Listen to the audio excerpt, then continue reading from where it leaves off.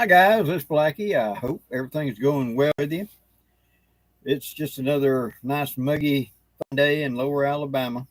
Doing pretty good thus far, but hope y'all are having a good week. Now let's see if anybody's here. It says I got one watching.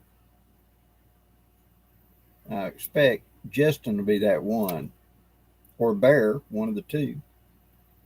Hiram, hello there. Craig, good evening. Hello there, Bear. Jonathan Gable, good evening. Herbert, hello there.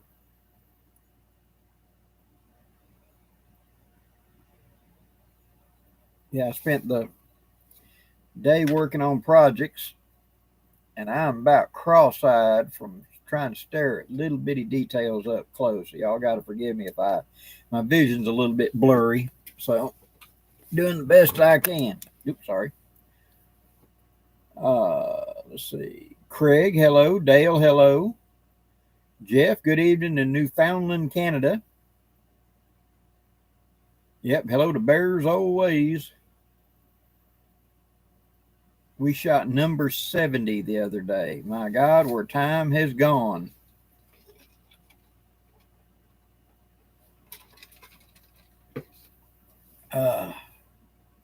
Mopar, good evening. I'm trying to rework the redneck camper. And we got this vehicle 35 years ago. And I have wanted to modify the bed liner in the back since the day we got it. And have just never done it.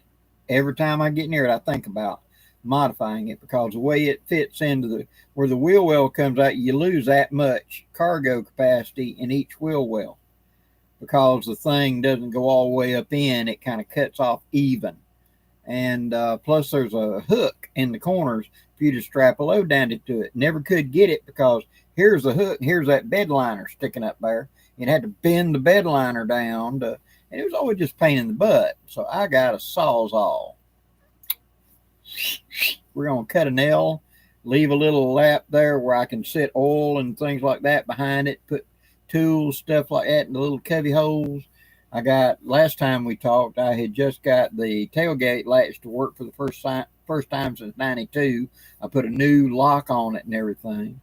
And next is going to be taking the camper shell off, doing those modifications, putting new clamps in place, sealing it all around, putting sound deadening inside the camper shell.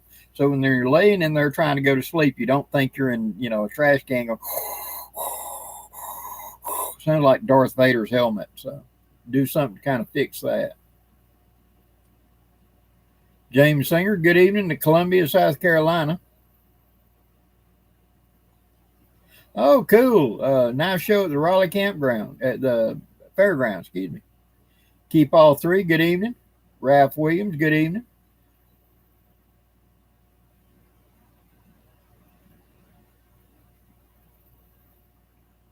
Striker, I didn't go to the Pathfinder gathering this year. With my question about me being able to sustain heat, I decided not to go because it gets pretty warm up there during the day. And plus, I normally go up there and support Trinity, and she wasn't going either. So I decided to sit this one out, give my health a little bit of time to recover. And I'm doing better at the heat. I'm trying to condition myself a little more to it. But it's still obvious I'm not nearly what I was before the stroke. So I'm still working on it. Hopefully by next year I'll be able to go up there and tolerate the daytime heat. Nathan, good evening. 117 Rebel, good evening. Randy Robbins, good evening.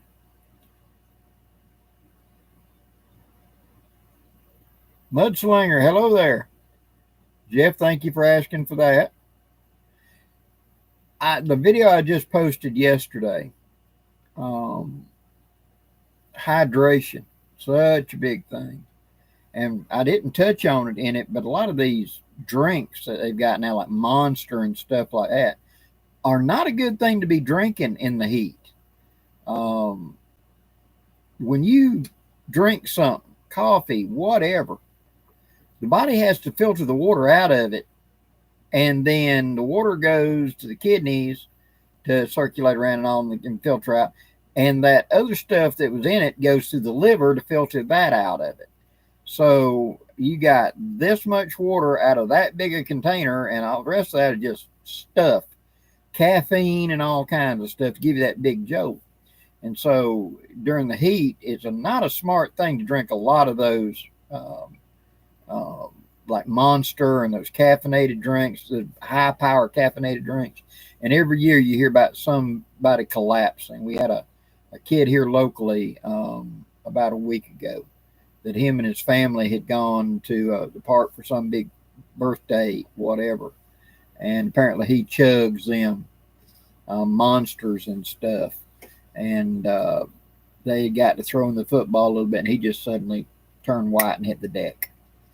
And so they had to rush him to the ER, and they said that his kidneys and all were struggling to filter all, and liver was struggling to filter it. He just drank so much. He don't want to drink anything else, just him. So he had overdone it, and they were warning people keep it down to a minimum. Don't mind you drinking one, but drink a lot of water with it. Don't just drink those. So same thing with Gatorade. Don't drink just Gatorade. You got to drink water too, otherwise you can go too high in it. So, Kenny, hello to Mineral Wells, Texas. Cool. Will Rowell, how you doing? 117, thank you very much.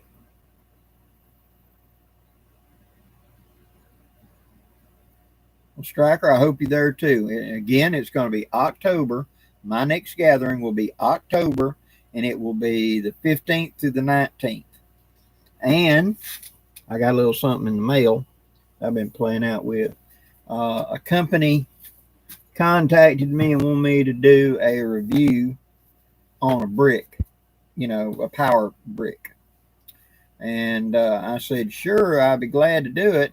And then when I have my gathering, I'll give it away as a gift, as a prize. So I have been recharging my phone now for 5 days. When I get a week on it, knowing what it does and etc., then I'll do my review. I always got to try something out. I'll talk about my review of it, but this will be one of the prizes I'll be giving away at my gathering. I'm going to be, during the summer, I get, when you get to be a pretty good sized channel, you're going to get a lot of the manufacturers contacting you almost constantly wanting, will you review my product, and I've done a lot of that stuff in the past, but now here in the summer, I'll be selective what I do and get them and use them, give you an honest opinion on them and etc., and then I'll clean them up and box them up and give them away at the gathering as prizes. So keep your eyes out for things coming up, because what we'll do is we'll just do a drawing for them or whatever.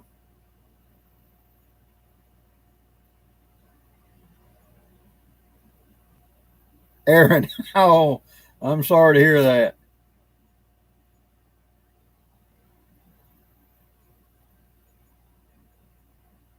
Will, can I do one on the Old Navy Griswold 44? I'd be happy to. I had started my channel over on Rumble to be able to post to it. I am now in negotiations with Rumble to recover my account there, so I can start posting gun in content again. And we're going through a loop-de-loop process. But I will, once I get where I can post gun videos again, I will do it.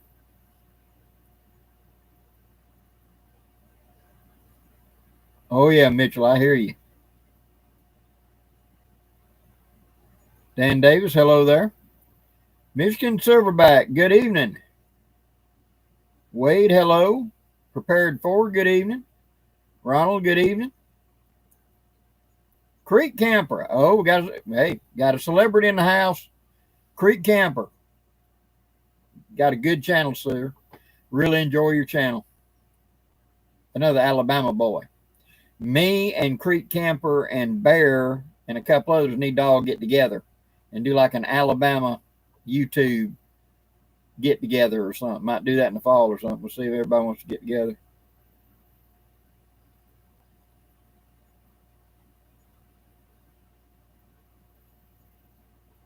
Oh, cool, Gray Wolf. Yeah.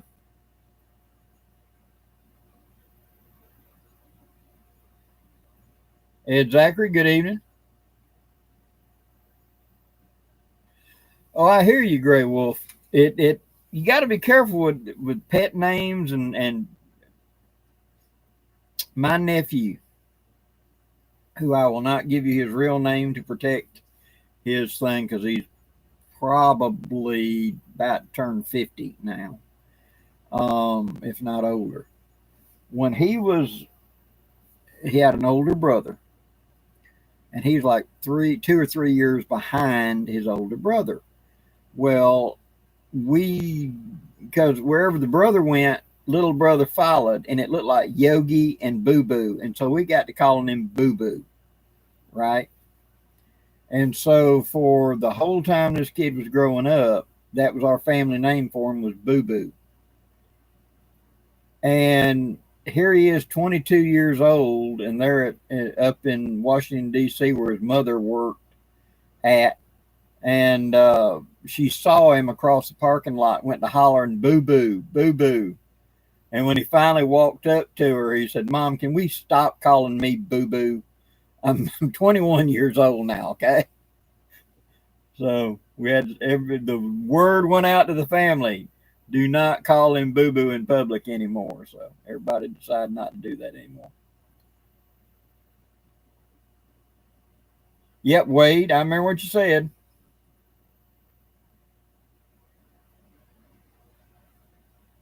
I have. I'm going to be going over to Andalusia twice in July. I'm not sure the exact date yet. So Wade, whenever you get a kind of a solid down date, get a hold of me and give me the date so I can make sure there's no conflict. And because other than that, I'm free the whole month. Be glad to meet you. Jerry, good evening.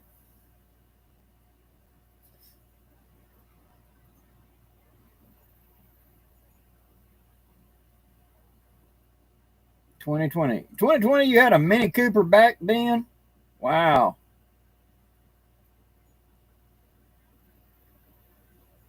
Aaron, I'm glad to help with I love shooting the cap and ball guns. I love sharing the information. And that was something that bothered me a lot because before I found um, Mike Bellevue's channel, the what little bit you could find out about him was for historic or something like that. There was nothing about actual using them today. What is it? It is using it today as a practical field tool, as opposed to the fact that a cap and ball gun is just a historic thing. And I had started making I think I'd done my first series on them whenever somebody introduced me to Mike Bellevue, and I found out about him and started following his channel. And I really respect Mike. He really knows his stuff.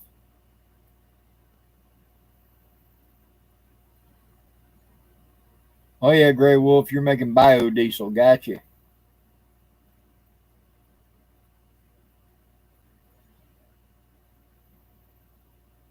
Okay,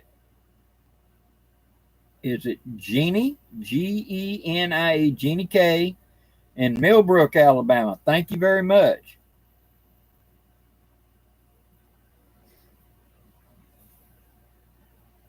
Wait, I hear you. Yeah. Well, everybody gets, well, I'm not saying that. I don't know about people up north, but down here in the south, everybody gets a nickname. Everybody gets names, and whether it becomes your standing name or if it is whatever. I mean, I have a Uncle Henry, but most of my life, the only thing I ever heard him referred to is Uncle 30. Because when he'd been a baby, he had hit 30 pounds and just stayed 30 pounds, and the nickname the family got for him was 30. And so I just called him Uncle 30. It was only, I think I was like 17, 18. I found out his real name was Henry. Because my family's got kind of odd names anyway, so 30, okay. I mean, I had an Uncle Hubbard, like old Mother Hubbard, and my granddaddy's name was Hobby, Hobby. So, odd names. They just kind of roll with it.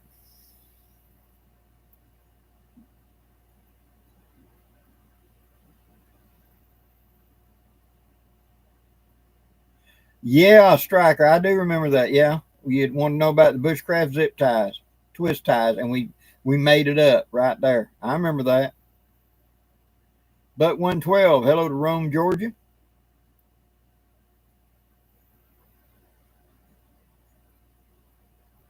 Hey, that is cool if that Detroit will burn it like that.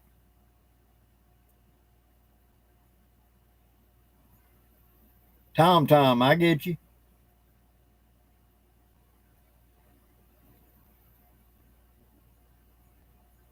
Oh wow, way yeah, hand engraved. We had a jeweler locally whenever I was young that, um, although he was a jeweler, he had always been interested in engraving, and I remember he got a 51 Navy brass frame and cared nothing about shooting. He just wanted to engrave, and he embellished and engraved that gun. And whenever he would get done completely, embellishing it from the ground up, he'd sell the gun, buy another one, and he was going through some book of some famous guy that was famous for his engravings of the old Colt guns. And so he would sit there and try to copy them, is what he was doing. And so he, at that time, he was buying one of those brass frame 51 Navies for like $50 a piece and selling it for 200 when he got done. You know, so because it was so fancily engraved and inlet and all, so it can really make a difference. Mr. Johnny, your nieces and nephews call you Uncle Plug. Gotcha. Yep, a little tongue tied tonight for some reason.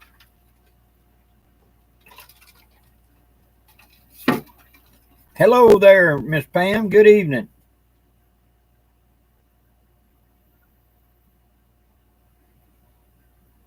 Okay, if you're using a carbon steel knife for a get home bag, what would you recommend for corrosion resistance?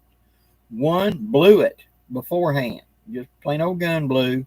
Blue it, it'll darken the blade, or patina it with something else.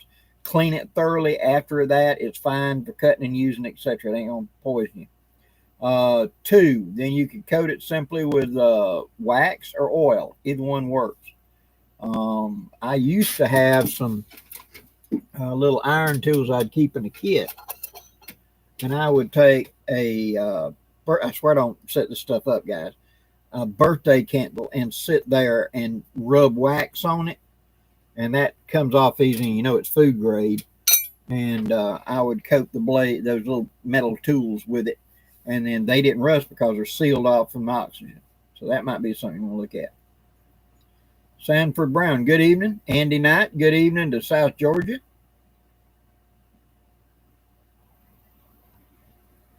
Yeah.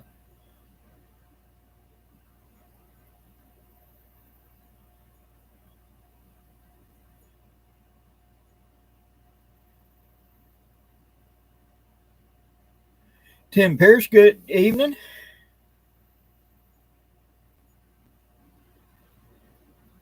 Striker, glad to do it. I learn from you guys too. I'm willing to share anything I know, but I do learn from a lot of y'all. I've had people come up to me at many, many events and show me a trick or a way of something I had not thought of.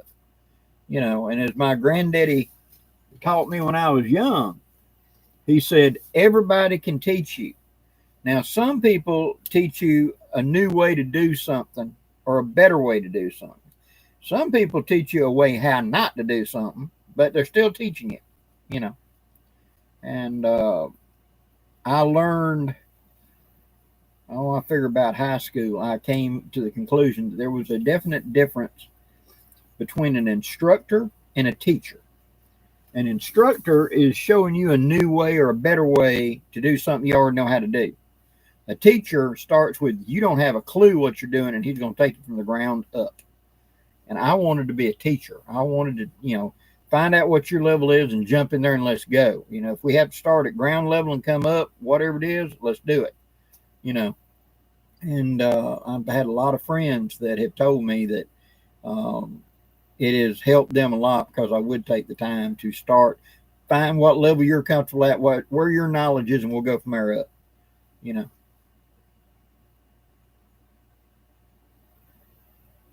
Michigan Silverback, it does. It really will protect them well.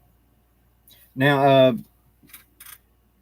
little more expensive than standard cold blue, and I just got some in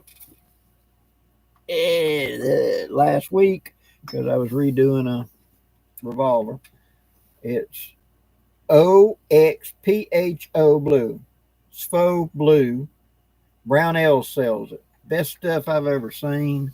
Where everything else you got to get the oil off of it, that don't. It likes oil. In fact, it when the extended directions, it tells you that if you go to blue something that doesn't blue well enough, squirt oil on it, hit it with a little steel wool, and put it on. Don't wipe off the oil. It likes oil. Where all the other bluing stuff is destroyed by oil. And so I have done a lot of knives and things like that with those photo blue before, trying to give them a patina. If they weren't just being used to the point that they were going to be patinaing, I would often use bluing.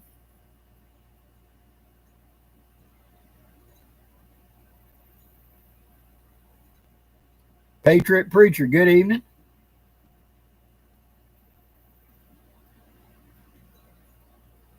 Jerry, you just spent 2 hours practicing bow drill. It was a failure, but I think I got the motion down. One of the things I teach when I'm trying to, and I'm in a place that you have a very high failure rate because of high humidity. High humidity, the coal just goes out like that. Even though you generated a coal, I watch it go out. Where I'm at is such high humidity. But one of the things I teach them is to learn it. I want you not to cut a notch in it. I want you to put your board down. I want you to get up there, and I want you to bore a hole through the board. Don't try to do notch. Just cut it. Go ahead and bore all the way through. Burn through it. When you do that like 5 times, by the time you burn through a board 5 times, not in a row, take a rest, of course. I'm not talking about exhaust yourself, but get nice, long, even strokes, keeping a constant pressure. You want to get good smoke coming up and just hold that pressure. When the smoke starts to drop down, add a little more pressure. Keep going. When you burn all the way through a board about 5 times, you'll have no problem generating a coal. But we're always trying to generate the coal. I add in that extra step. Learn to burn through a board. When you get to where you can burn through, and you'll learn about how hard it is, how much time, how much effort it is to burn through that board, you'll know about how much pressure you can put, and what kind of speed you need to do to actually generate the coal and etc. And that may help you. It helped me, and it's helped a couple of my other students I've worked with. When Grouch was really teaching me bow drill, that's one thing he taught me. It was, first thing you're going to do is we're going to make the top. We're going to make the top. We're going to make the bow. We're going to make the spindle. We're going to make the fireboard. Now I want you to burn it completely through the fireboard. We're not trying to make a fire. You're drilling a hole. And that sweats you out. It really gasses you out. I was trying to do it all in 30 seconds. And I'm younger. I'm back in my 20s back then. I thought I could do anything. And sweat's just flying off of me, and I finally would break through. You're sitting there gasping for air, and he said, okay, give it about 30 minutes rest, and I want you to burn another hole. Give me 5 holes. And I thought, how is this teaching me bow drill? Give me 5 holes. And when I had burned through a board 5 times, he said, okay, let's make a new board. I made the board. He said, now I want you to put the start in, stop, now cut the notch, put the thing underneath. Now go like you're going to burn through. And that thing filled up like 20 seconds or less. I had a big glowing coal sitting there. He said, a whole lot easier to light a fire than it's to burn through a board, ain't it? But he trained muscle memory. He trained breathing and endurance while I was doing that. And that made a big difference. Larry, hello to Southwest Virginia. Thanks for tuning in.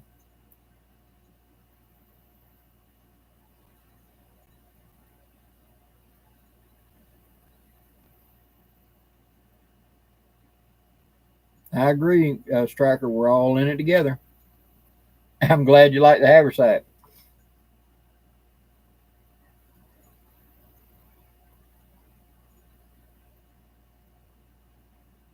Oh, Tim Lacey, sure. The phone number to go to the Kaufman's Military Surplus is 334-898-1770. I will repeat. Phone number 334 area code 898-1770. Monday through Friday from 9 a.m. till 4 p.m. is when they're open. Call up the ladies, tell them what you're looking for, and they'll mention my name and they'll hand select for you. Jerry, it's a good calorie burner too. Oh, yes, it is.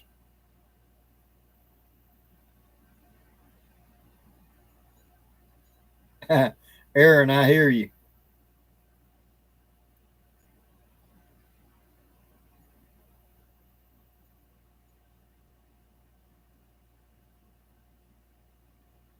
I hadn't thought about using ballistol on one.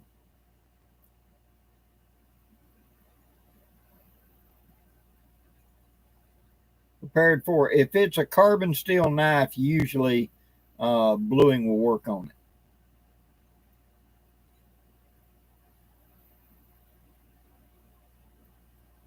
Cool. Corporal Kelly is a good teacher.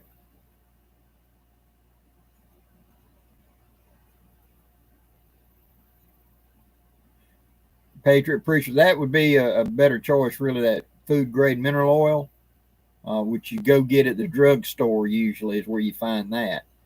And that works very well. In fact, one of my leather treatments is lard and food grade heavy mineral oil, about 50-50 put together, and that makes the stuff I coat leather and stuff with for my leather preserver.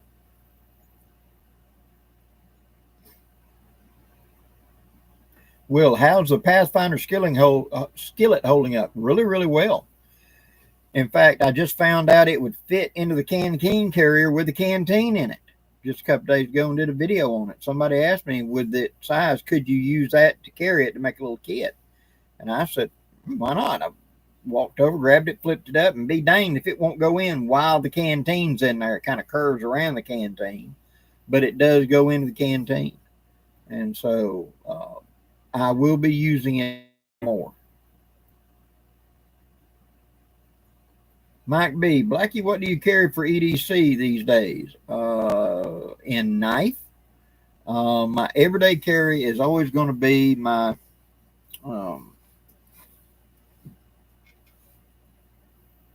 Field Master, is what that one is. The other EDC is going to vary. I'm always carrying on my key ring a small ferro rod. I've always got receipts in my pocket for tenders. I've always got communication, a phone or something on me. That's EDC every day. I carry a little flashlight in my pocket every day. There's a rechargeable.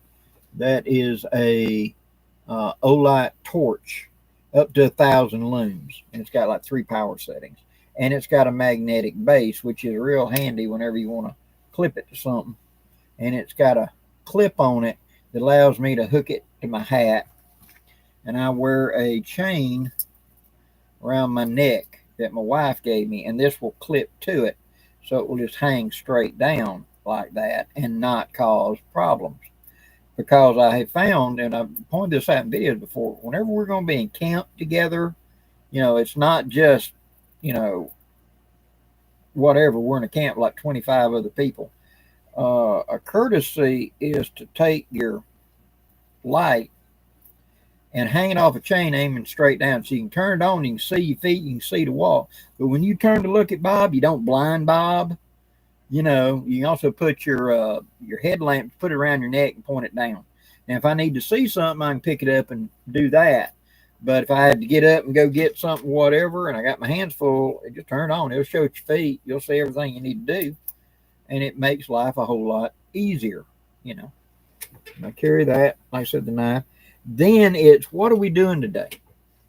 And so if I'm going to the field, I'm going to have probably one of my WC knives or some other knife. Now, I'm still doing the year of the Gray Man, so I'm still using the Gray Man as my EDC of any kind of field outdoor activity. And it's just depends. I'm one of them people that I like to plug in what we're doing today, the gear to go with it. I don't like to carry a bunch of extra gear that I know I have very little need for right now. My vehicles have a complete haversack with gear, in it. It's maybe not the first line stuff. A lot of times it's stuff that I've used in the past, enjoyed, but I replaced it with something a little bit better or whatever. Well, that rotates over into the vehicle sets. So if you suddenly, we're in the parking lot and you go, Blackie, where's your EDC? Right there in that vehicle. There's my bug out stuff right there. And so I've got a complete haversack shelter, all of that stuff. I've got 3 days worth of food. I've got water. I've got a tent. I've got a sleeping bag. All my stuff is right there, and I can get to it. I don't need it in the middle of Walmart. But with this pocket knife, with this saw and everything else, I can usually get myself out of trouble pretty good to get to the good stuff. Because there's a knife in my haversack. It's not my mainline knife, but it's a usable knife. And so I just, see what I'm saying? I'm always, remember old George Carlin, a place for your stuff? I really took that video to heart when I was a kid, that comedy routine of this and then slightly smaller and slightly smaller and slightly smaller. Each one integrates back up. So it's always, what have you got? What do I need? I can usually lay my hands on it pretty quick.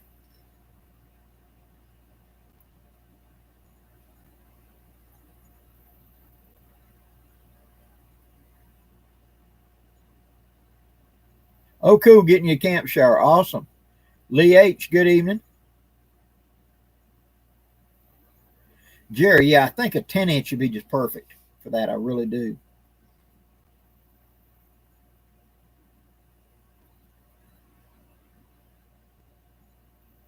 Wade, exactly. The 4440 blue is really good stuff. And that Birchwood Casey aluminum black, very handy. Brass black is also real handy for certain things as well.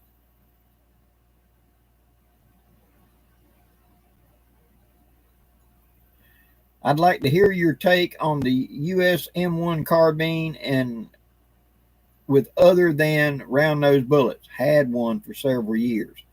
You can get the ballistics very close to 357 ballistics. And if you get a jacketed soft point, and there is, or there was in my day, there was such a thing, and it would feed reliably. Normally you had to polish the right hand side, left hand side of your feed ramp, because the spacer in the M1 carbine magazine, when you click in the first one, it's here, and the second will be up higher here. So the next to last round is one that's going straight, and then this one's hitting going up. And when it's coming off that rib that it's sitting on that's going to lock open your bolt, sometimes it would drag it down. Your next to last round wanted to jam. So I learned to polish the feed ramp on the left-hand side and polish the top of that magazine follower a little bit, especially if it had a slot in the back to catch the bolt. Some of them were rounded. Some of them actually had like a cut step. The cut step, I'd take a little hammer and kind of tap it down just a little bit, because I did not want because when the bolt hits it, the M1 carbine would come out and it would catch the rim. So it went to jump and it'd cause a jam. So a couple of little tweaks there. As far as performance, I've taken deer with them. Our whitetail deer one runs anywhere from around 150 to 200 pounds, just depends. 120 to 200, just depends. And mine was rugged and reliable. Overall length of the cartridge is very particular, though. So get a cartridge overall length gauge and make sure you stay in it, because those cartridges do tend to stretch with reloads, and then it gets to where the shell is just a grunt out of spec and gets where it jams up, because it tries to jam it on into the rifling and it just doesn't work as well. But M1 carbine with actual hunting bullets, it'll do anything a 357 will do.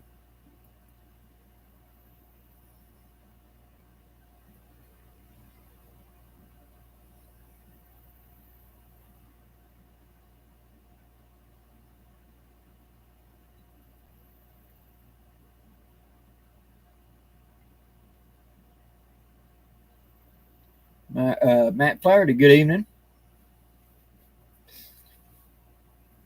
Okay, Grey Wolf, you just upgraded your radio. That's cool. Two guys in the Ozarks, good evening.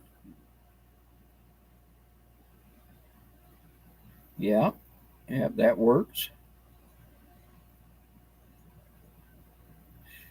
Sanford, that's my favorite one, to be honest. I like my bag, and I like the fact of the showers like that.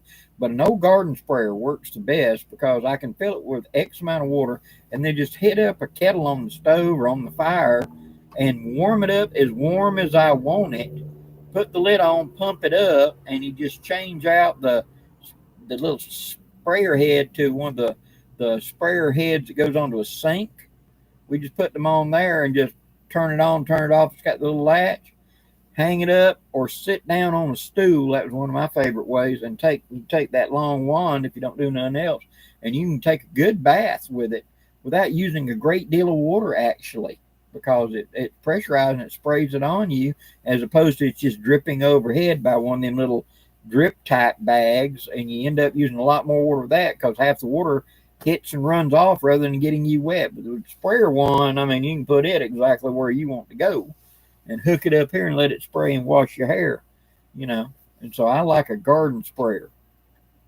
So a to make your wives more comfortable and want to be better at camp, a Lugabaloo 5-gallon bucket potty works really, really well.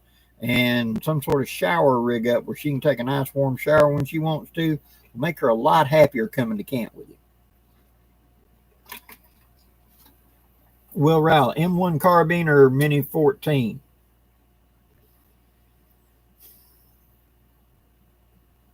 Well, that's a good one. The M1 carbine being 30 caliber and the round and everything would, if I'm hand loading from the ground up and all of that, would be my first choice because I've got experience with it.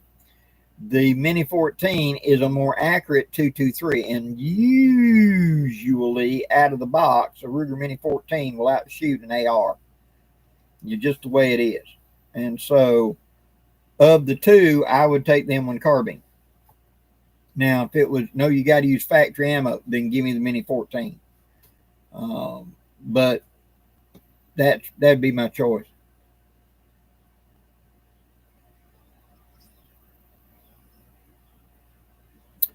Hollow point, even after polishing, makes M1 a bolt action. Not necessarily. Mine would feed them just fine.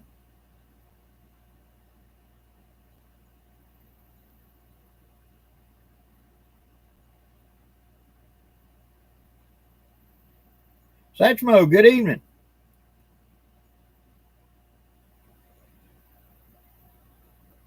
Yeah, Wade's got a point there. The springs have probably got a lot of mileage on them, and a new set of springs would probably go a long way for that, especially for feeding. Usually, if it's kind of, it's always on the load it's jamming, it's normally the spring ain't got enough to shove it back, because the gas isn't what's holding it closed when it fires. The spring is just to shove it back, into chamber. And so the springs get a little weak, it gets a little slow, it gets a little draggy, and it's just not doing it. And also change mags. I've seen mags make a big feeding difference. Jonathan Gable, thank you very much. Hello, Jimmy from Tampa Bay, Florida. I'm doing pretty good. Good bad days, but it's a lot more good days now. And I'm trying to recondition myself to be in the heat. So we're making headway.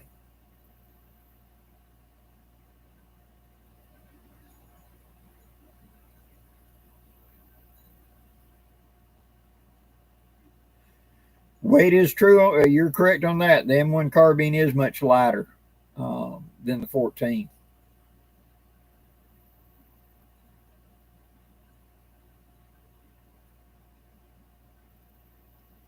Tim Pierce, correct. If you paint the outside of it black, but I always put you a strip of masking tape and then paint it black. That way, when you pull the masking tape off, you got a little window, you can see the water level in it.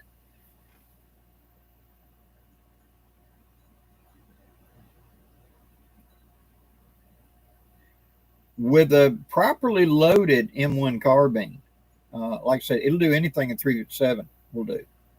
And now you got to remember, I have not owned an M1 carbine since the mid 90s. I had several. I had them in the 70s, 80s, and 90s. Several of them. Built them into hunting guns, spec'd them out as true military lookers. I mean, all of it. But I even had a Rockola for quite a while there. I had a Rockola that, as you know, anybody that's ever studied the history of the M1 carbine, all these different manufacturers made parts. And a lot of times the manufacturer would make more than one part. So like Rockola made 11 parts. Well, they just dump them into these big bins. They didn't mix and match. They just dumped them in the bin. And then the person had a cart. And they rolled up there. And on this cart was this big piece of board, this wood. And every single piece of the gun, like you had a nail sticking up and you had to put the trigger on that. And and the spring goes in here and etc. And it said, and that person went through the bins and picked out all the parts and filled up that cart. And then that cart was handed off to the assembler. And the assembler actually fitted all those parts together. So it may be this kind of band and this kind of receiver and this kind of bolt. And, but they were all supposed to go together. But it's when somebody took the time to sort through the bins, probably at lunch, and find all the specific parts for one.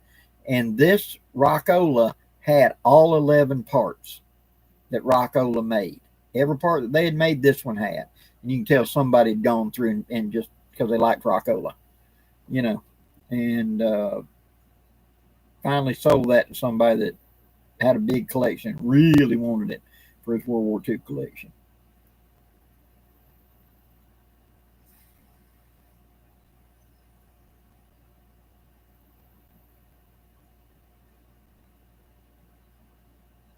Hardy, hello there. 5070 now is available. Awesome.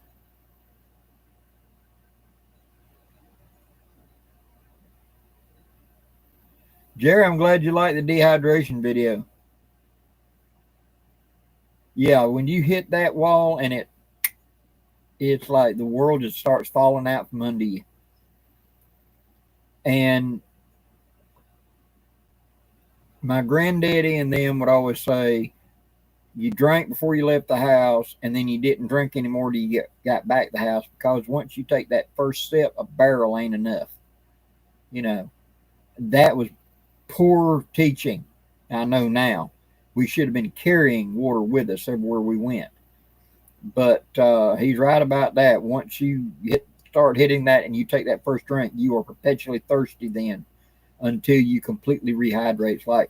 It's like we're full, and somebody pulls the plug and the water level's doing this. And even though you're drinking, it ain't coming back up fast enough.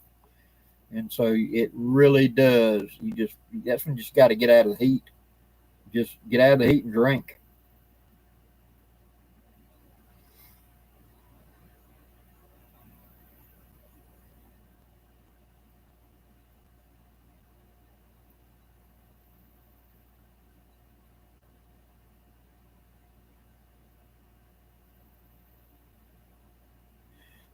Jerry, they made them for several other countries as well. I don't know about that particular one, but mine had the extra hook. That second notch is for that extra hook to be able to hook and hold it sideways like a handle, to be able to set it in the coals and then take a stick and pick it up. So it was like you'd seal it up like a Dutch oven and set it in. And what that was is the Swedish military would issue bread and cheese a lot, as well as other meals. But that was kind of like your fresh intake for the day. They could get it up to you. And so it'd be a fist-sized hunk of cheese and a hunk of bread. Well, what the guys wanted to do was they would take the bread and slice it and put it inside that big boiler, lay cheese on top, put the other bread on top, and slide the two halves together, hook it so it hooked it together, and they'd sit it on the coals. See, and they'd heat it up, toast, slash, melt the cheese, and then they'd take a stick and spare it and bring it out. That hook is great for hooking up on a big limb or something when you got a whole company of men trying to heat up something in the forest. it was in the way to me. I just cut mine off. But mine has the 2 notches, but I don't have the hook. I took that hook off because it just didn't seem to fit what I was doing.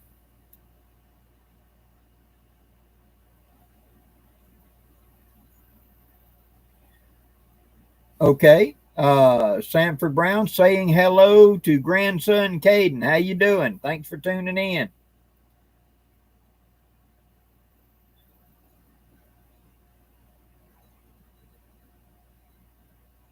Gary, I'm glad it did.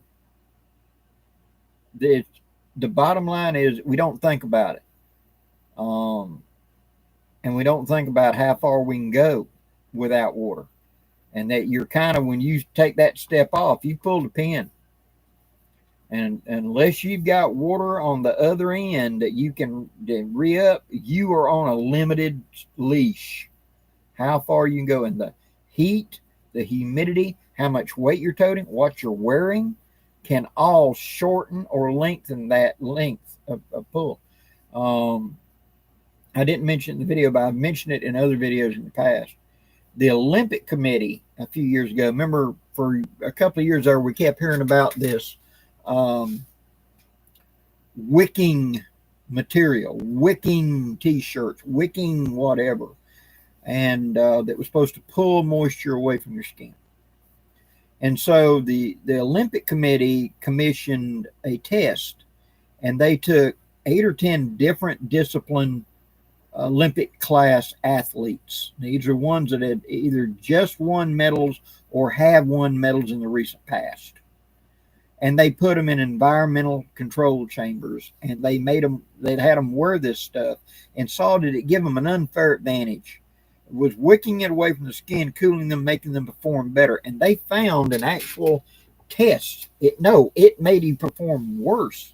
Because when you suck that moisture off the skin, the body replaces that moisture, and they dehydrated up to 3 times faster wearing that wicking clothing than they did without. Plain old cotton did better because once it got wet, it stayed wet, but it stayed on the skin, and so the body didn't feel it had to put more water out there because it still had the wet towel effect, cooling effect of that cotton. And so cotton is the best thing in the summertime. For let it get wet and etc. Everybody talks about Blackie, that hat would be so hot. I have dunked this hat so many times. It felt. I have dunked it and held it underwater, got it sopping wet, shook it off, and put it back on my head in July and August. And it cools my head because it's evaporative. I've taken one of them big old neck scarves, soaked it like a shamag, just barely wring it out just a little bit and put it around my neck and tuck it into my shirt and just soak my shirt. I'm already wet with sweat. Go ahead and increase the water level and let that evaporative cooling cool you. I mean, that's the big thing.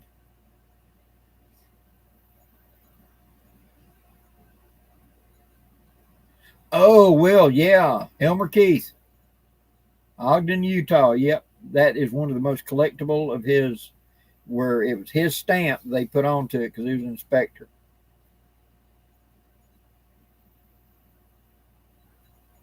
Terry, they should be coming out next month because they're running like percussion caps. They're running 410s in May and June and for the fall hunting season. And so usually about in the middle of July, right after 4th of July, is when your big box stores and all like Walmart normally reset for fall. And that's probably when you're going to see 410s show up. So be ready because as soon as they sell out, that's all they're going to have till next year.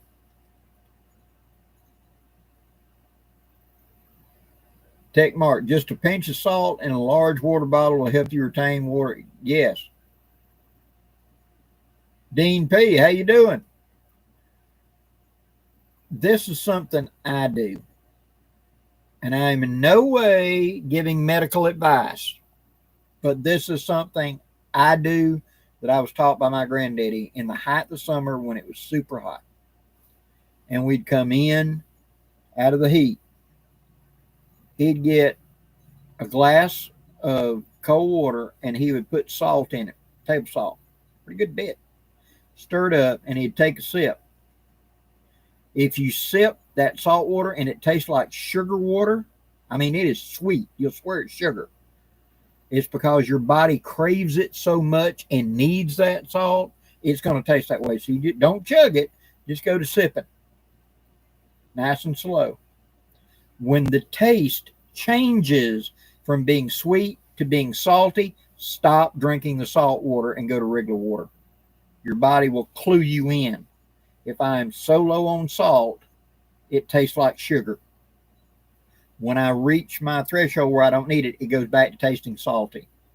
And so that's reading your taste bud. You only can taste four things, and salty and sweet's one of them.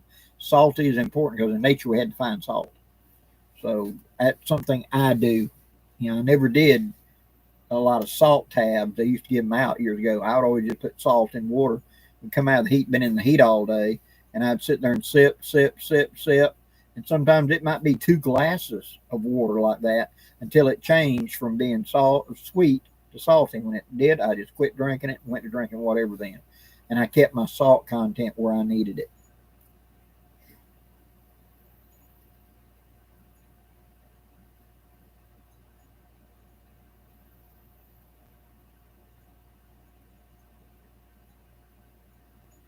Yeah, Wade, that's the thing. You want an actual, not one of the universals. Universals look like it, but weren't exactly. I've had a universal, and I had originals. And if put both on the table, I'm gonna take an original. The parts you can guarantee whenever you're going to get an op rod or you're going to get a sight or whatever, it's going to fit because it's made for them one carbine.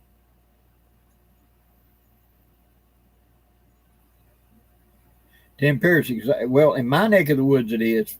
20 gauge is far easier to find than 410. Terry, glad to help. Twister, hello there.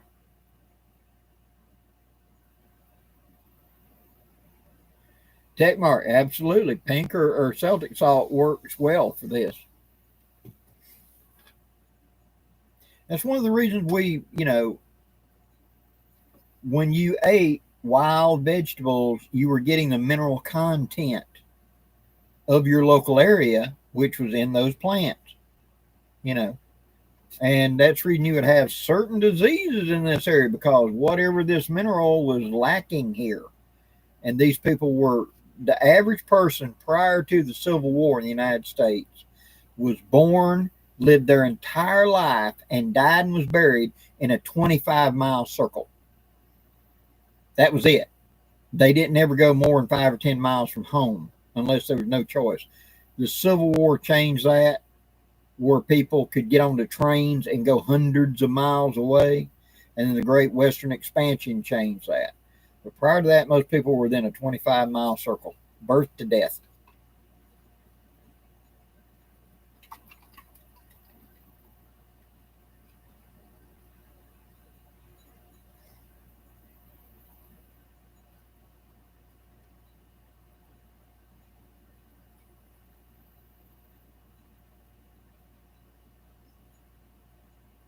Yeah, Lauren, all of those are good for hog hunting. We were just starting to get hogs here whenever I was a young man and had my M1 carbine. I didn't get the opportunity. Now, I shot domestic hog with them, where it'd be, the family would call up and say, we want you to come kill a hog for us. Sure. And I've used handguns, I've used M1 carbines, I've used whatever. I'll never forget the first time I was dumb enough, inexperienced enough, green enough. I climbed up on the top rail and I swung down that 1903 A3 30-06 at about an 80-pound porker that was maybe 15 feet from me max. I found out that was not the gun to choose for doing this because it made a mess real quick. And so I remember my uncle saying a 22 works. Next time, bring something smaller. And so I learned to use smaller calibers up close like that.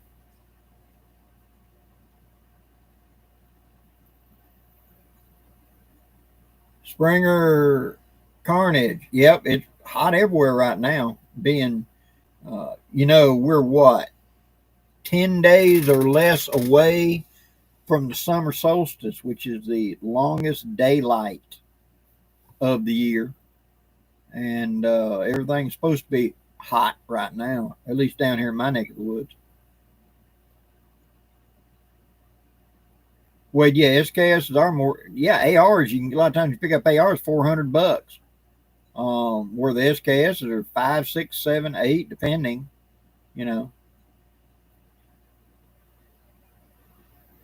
a 33 and a bunch of zeros. Ever hog hunt with a cap and ball revolver? Yes, I have taken many hogs and stuff like that with cap and ball before. Bob, good evening.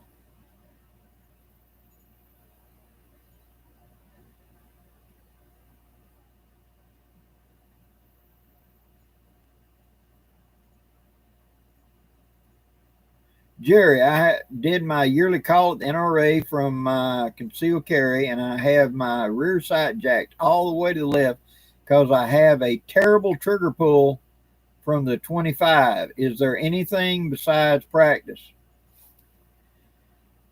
I take, when I come up, I put my finger on the front of the trigger guard. Not, okay, that's trigger guard. Not in front of it, on the side of the trigger guard, right there at the top of the frame where it joins the frame.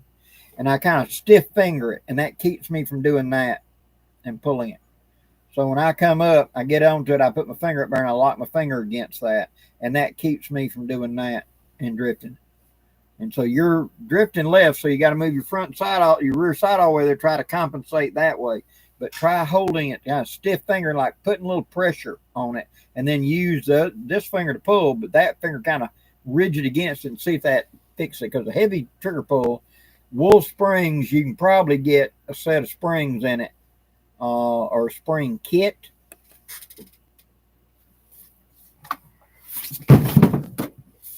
You guys,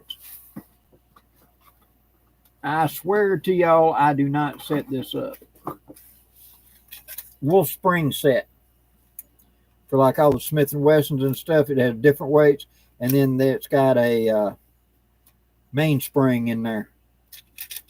And this was not that expensive at all. Just look up on line for Smith and Wesson trigger spring sets. That, or go to Wolf, WOOFLE,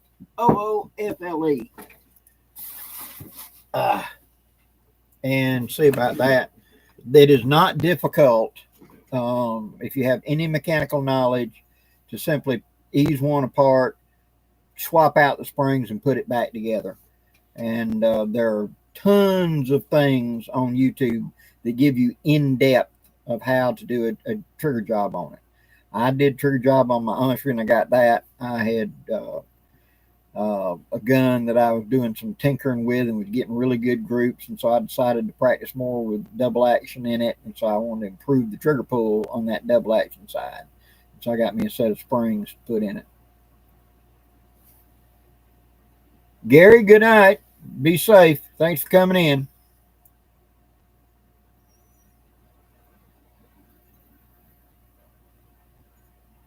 Oh my God. Sasquatch, Jay, you shot a whitetail at 10 yards with a 444 Marlin. Yeah, it wouldn't be hard to find him. It really wouldn't. Wade, I remember picking up SKS rifles, new and Cosmoline, for $99 back in the 80s. I remember when they were $65 a piece in the Cosmoline here locally. Brand new, never issued. And they brought them in back in the late 80s. They brought them in by the ton, and I shot a lot of them, turned them into hunting rifles, etc.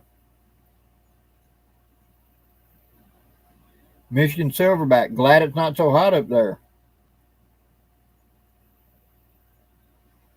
Yeah, Michigan Silverback, that's a Wilson combat set.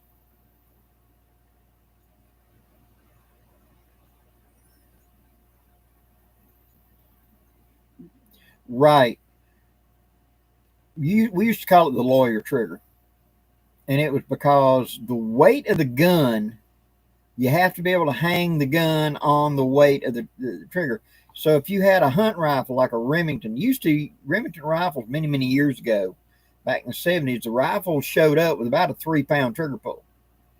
And then you had a lot of people that didn't know what they were doing and accidentally shot people and stuff, and they were not taking responsibility for standing there holding a loaded gun, aiming at Bill over there, and they either had their finger on the trigger or whatever. No, it was the gun's fault.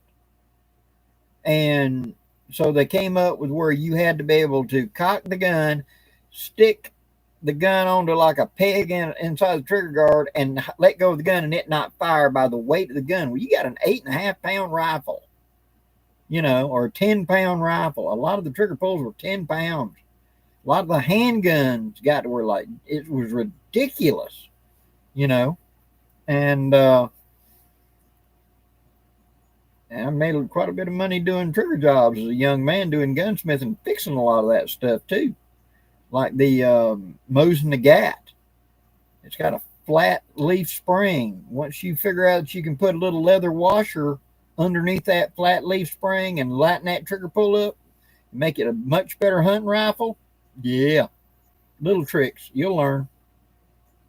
Or a single action army or the old black powders. We'd take a piece of belt leather and we'd take the frame and we would poke a hole in the belt leather and put it up there and put the mainspring on top and run the screw in and tighten it down, and then take a razor blade and cut the belt off so it made like a leather washer between the spring and the frame and that narrow gap. And that would smooth out the hammer pull on a lot, made them feel like they were a whole lot lighter than they were. Little tricks.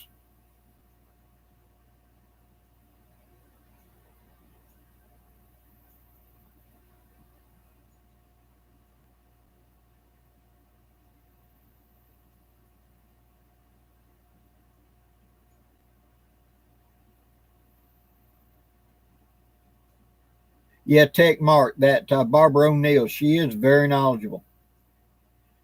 Will, how is Sir Grouch doing? I saw him yesterday. He's doing really well. We had about a 3-hour discussion sitting at his table. I didn't film it, it was just us. But we sat and we talked all the events of the world going on, and history of this and that, and how this had gone on, and etc. He recently won a little local battle, so to speak, at the courthouse. There was a gentleman came in, half a block up from him. There was a patch of ground there, and the guy had bought it and had decided he was going to put up a tenement for low-income housing in the middle of this housing area. These are old retirees. Most of these houses were built in the 40s in here, maybe 50s, 60s at the newest you can find in there. And these are old people back in there. Why are you wanting to put an apartment complex right in the middle of us? And the guy had said, it's my money. I can do what I want. I bought the land. Well, Grouch took him, went up there. The city council was going to hear on it. And Grouch went up there and pointed out to him and said, if you'll look in the fire maps of the city of this city going all the way back to its founding, nothing is ever built there. There's a reason. It's because there's all these spring heads directly underneath that. In the 1905, a church wanted to build a house there, and they put a rock wall around it, and it collapsed within 10 days because of all the water pressure. It's basically a spring head, and you can't build on it because it'll collapse into a sinkhole if you do. And so that's when the guy found out that he had spent about $45,000 on a hunk of property you can't build on. Sorry, whether you win or not, even if you build a building, the ground will collapse. You can't even run a lawnmower over parts of it. It'll dig down in the ground because the ground is so saturated. It will always be saturated. It's a spring head. Sorry. But he's one that went up there and pointed that out. And of course, everybody applauded and everything. He likes that stuff, you know.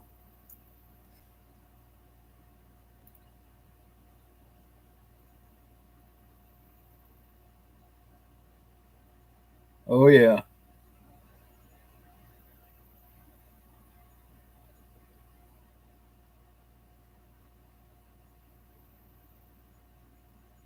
Right.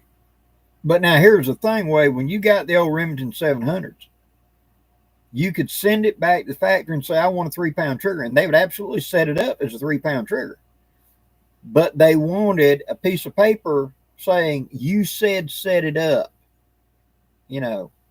And so they would do it. You know, when I was doing gunsmithing, I had several guys that wanted to have that. And I said, okay, you can custom order it from Remington, but you've got to tell them what you want and you've got to put it in writing. So they've got, no, oh, no, Your Honor. He asked for it. It ain't a hair trigger. He asked for this. So to not have the lawyer trigger on it. And I've had several Remingtons that were 3 pound trigger pulls for long range rifle.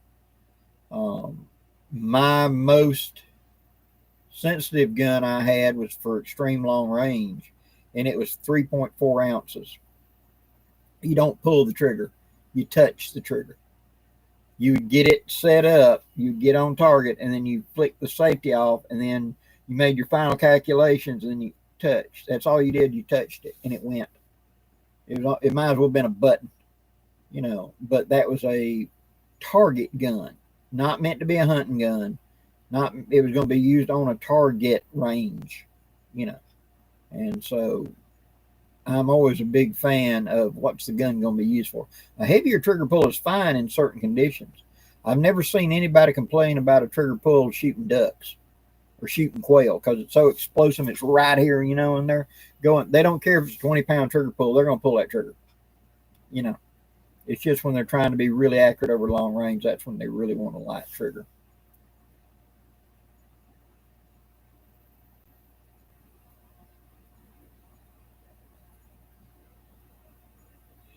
Gearboy, oh yeah, you should hear him when he puts on his.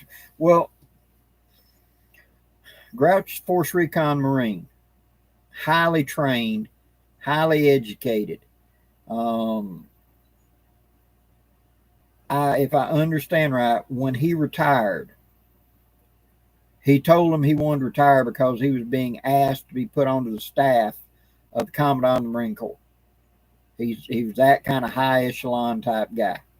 And he said, no, I got 5 kids. I can't afford the time. I've done my duty, you know, and so he retired. Grouch is just that kind. And so when he steps up in front of a crowd, everybody knows it's Grouch, you know. And we were doing living history, and you've got 5 to 8,000 people camping out here for this Southeastern Rendezvous event, and we'd get up to have a camp meeting, and Grouch would get up and start talking. Everybody'd go quiet and listen to Grouch, you know. So I am a mere shadow of Francis McGowan, and I have always stressed that I am just a shadow of Francis.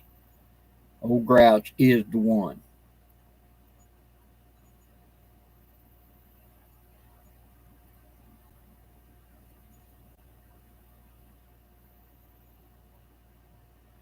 Okay, Blackie, what do you think about a 12 gauge as a big game gun? I want to rifle choke my lever and treat it like a musket when needed, but still have my bird and small game. What you want is a paradox.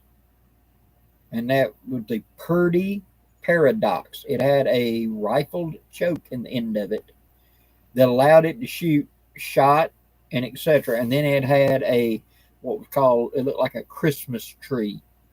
It was a lead bullet that would fully engage that rifling, and the Purdy guaranteed that the gun would put all solid shot within a 10-inch circle at 100 yards.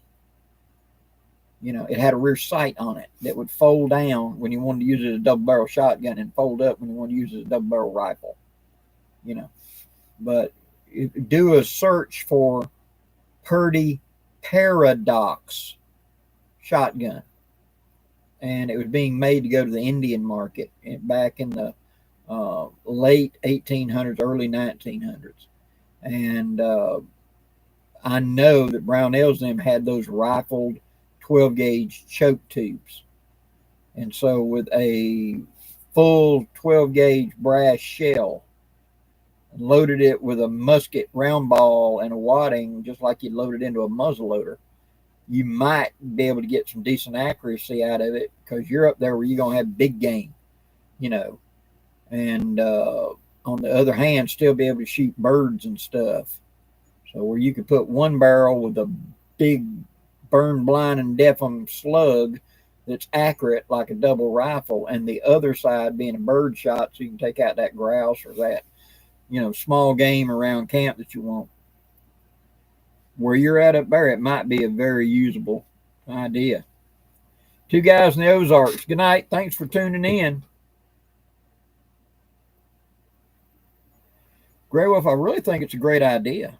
The paradox, I really do. And the thing that's going to define it.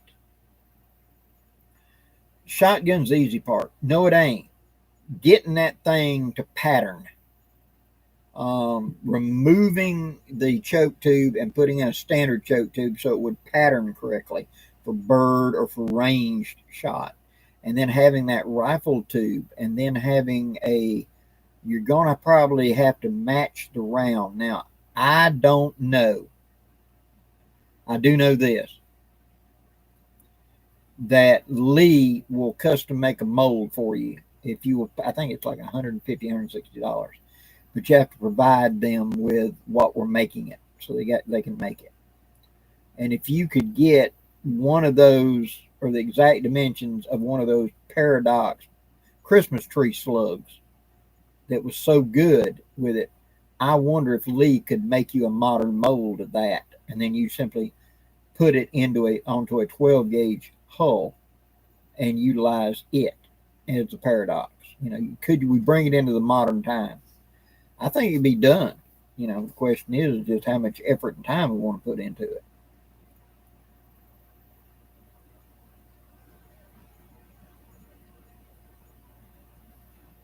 Jesse, Blackie, do you have any experience with vans? I was thinking about getting one of the old Ford Econoline series if you hadn't any guidance in it.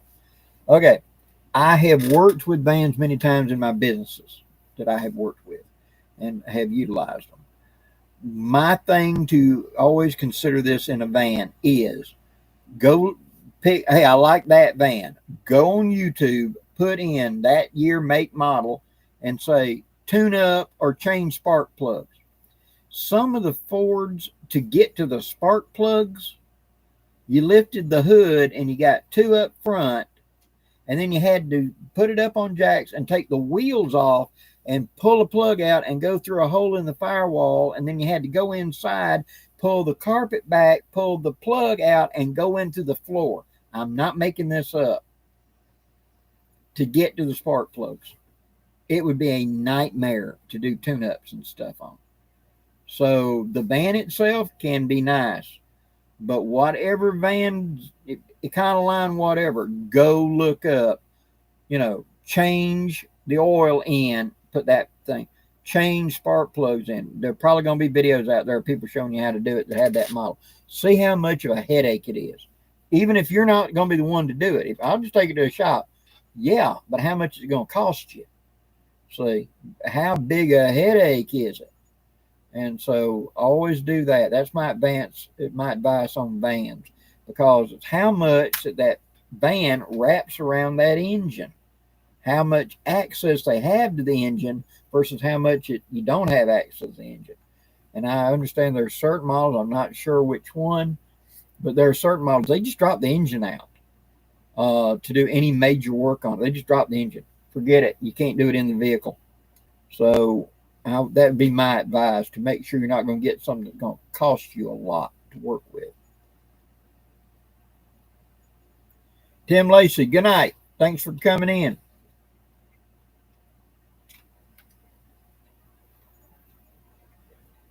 Wade, yes, 410 can shoot slugs very close to 44 Magnum in ballistic. My uncle was part of a hunting club in North Florida back in the late 50s and 60s.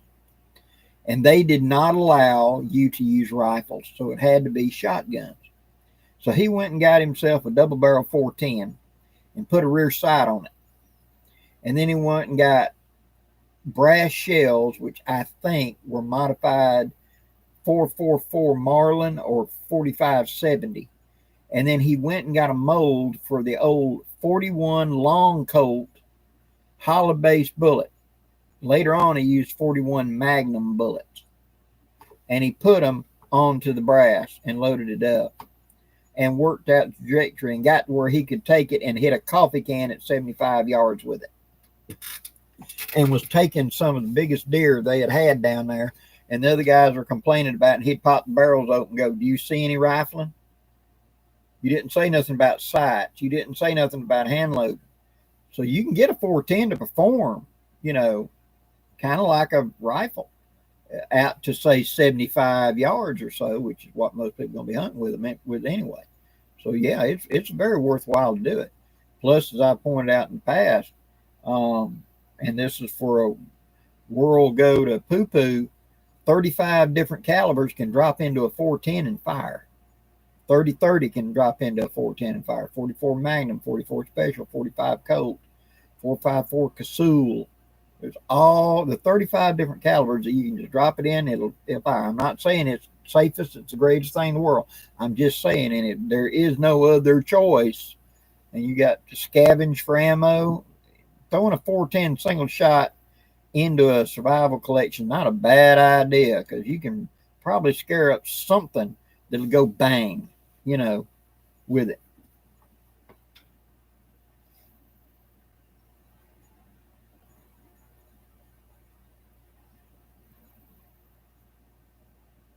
Dead Prepper, yes, the Red Hawk Midnight Edition will attach to the knapsack.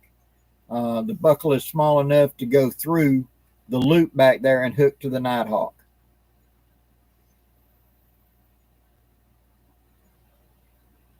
Will, have you ever used an M6 combo gun? I've shot one before. I've never owned one, but I've had friends that have had them in the past. Long past, not the modern ones, originals from back in the day. Blue Bandit, I have not. I have got emails going back and forth between me and Rumble now. I've told them what the situation is, and we're trying to resolve it to get my channel back. If I cannot, I will start a new one because I've got 1,000 followers on Rumble. And it's mostly you guys. They're just following my black powder content. And I want to keep that. But if I have to, I'll just tell everybody, look, we're starting a new one. But they said give them a couple of days. And so I will check the first of the week. Tuesdays when I had the emails back and forth with them. And I'm still, like every day, trying to log in. And either I'll get in or I'll get a new channel going. And I will post, and we'll start posting videos again.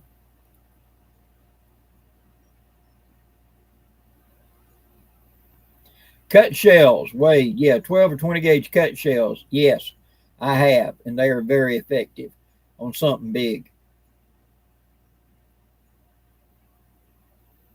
A 12 or 20 gauge cut shell, it flies to target like a slug, but when it hits, it opens. It is a devastating wound. It's like a muzzle, like you just put the muzzle up against and pull the trigger. So back during the Great Depression, my granddaddy used cut shells because they didn't sell buckshot or slug because there wasn't hardly any large game left. And small game like rabbits and squirrels and stuff come back fairly quickly, but people were starving. And if we wipe out all the deer and stuff, we got to bring new deer. They ain't going to just spring from trees. We got to have a breeding population. So they quit selling pumpkin ball and buckshot and slug, and they only sold bird shot. And they'd tell everybody it won't kill a deer, so don't waste your time. Granddaddy made cut shells. It'll kill a deer. You get within like 75 yards, you hit him, it will, by God, kill him. So he was a big fan of 7.5 and 6s. because it would just about anything in the woods, depending on how he did it, he could take.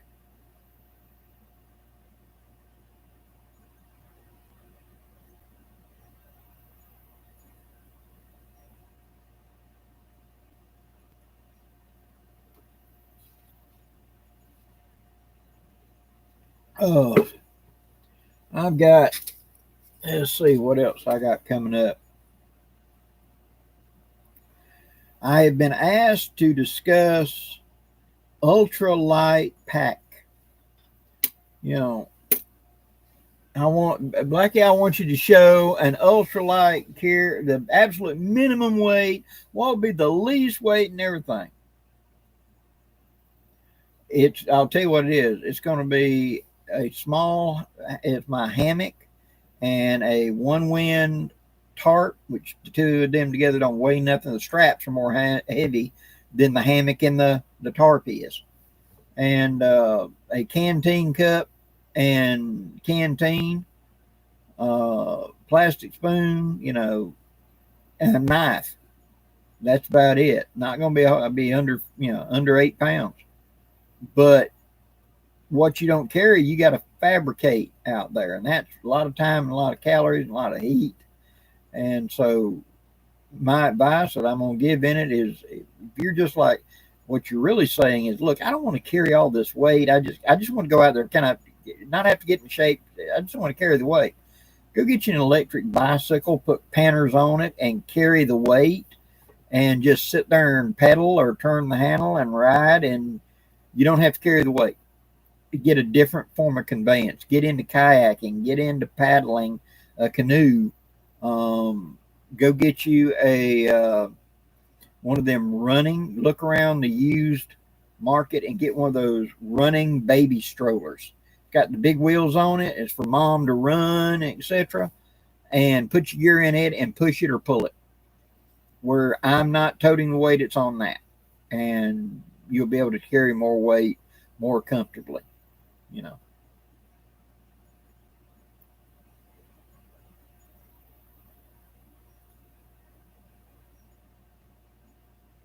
Sasquatch, glad you like your sparrowhawk.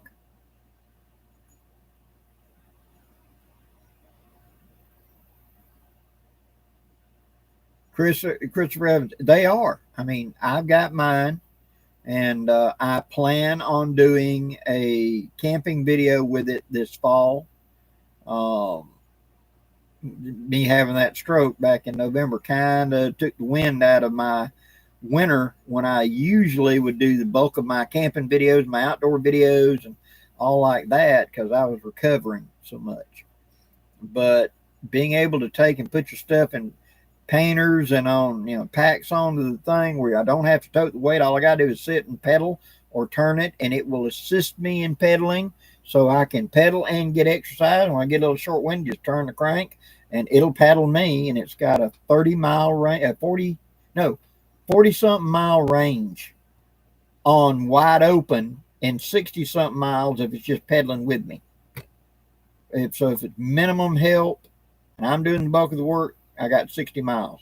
And even when the battery dies, you still got a 10-speed bike. It really is a way to get out there and not have to carry the weight. Mark, good evening. How you doing? I'm doing pretty well. Blue Bandit, I have not got back onto my Rumble channel. I am in negotiations with Rumble. We're trying to resolve it and change my email address to an email address I have access to now. The email address that under my Rumble account is at Down and Dirty Woodscraft that I have no access to. Can't get back to it. And so that's of course, I'm talking to an AI, but I've had a couple of emails back and forth, and they're going to try to fix it and change it over. I gave them all the identification they needed to prove I'm me and that I'm not somebody trying to hack it. And so with any luck, fairly soon I will get my channel back, because I've already got quite a few videos over there. I've got 5,000 followers over there, and I'll be able to keep posting videos. If not, I'll just be starting a brand new account, and we'll go back to posting gun videos that way. So it's coming.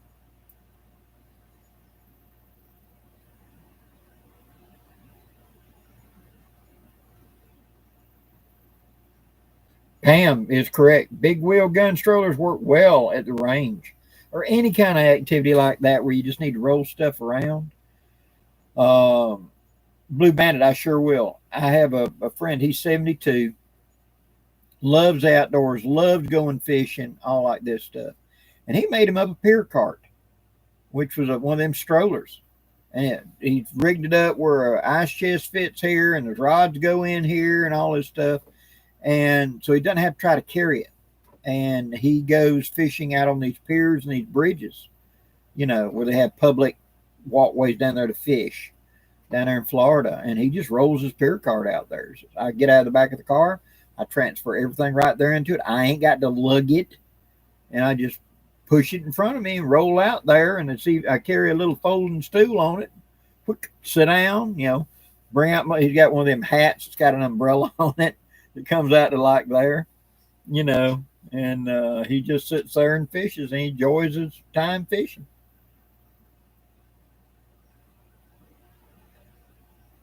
Christopher, absolutely, especially since you can charge those. If you have, like, I have my big Blue Eddy, I can charge my bike battery from my Blue Eddy. I then have two big solar chargers that I can charge my Blue Eddy, so I could keep that thing recharging and not have to worry about running out of power with it.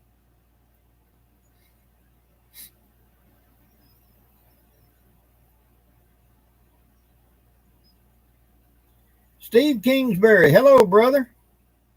Hope you're doing well. Hope you're staying out of the heat, I should say.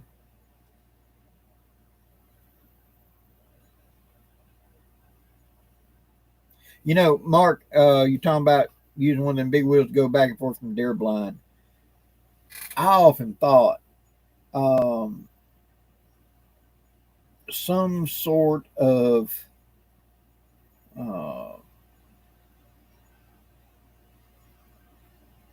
three-wheel cart, kind of like, well, it could even be a two-wheel, kind of like a rickshaw, where you could load the stuff on, bring it up, and have like two like this, and like a front landing gear that sticks to the ground. And then when you pick it up, the landing gear you could flip out of the way, and then you just walk. All you gotta do is hold the thing. And I could probably put me a couple of paracord loops, just run the handle through there so I could just hold it so it didn't slide. But I could change out either hand, and roll it along. And then when I got to where I wanted to go, flip down the center thing, slide off of it, and be able to unload. We have rigged up similar things to that. We used a 10-speed bicycle wheels. Years ago, we were clearing land way back in the middle of nowhere for a hunting camp. And there was no road in here. We canoed in to Point X and we got out and cut in to the place, which was actually like a 20-acre island.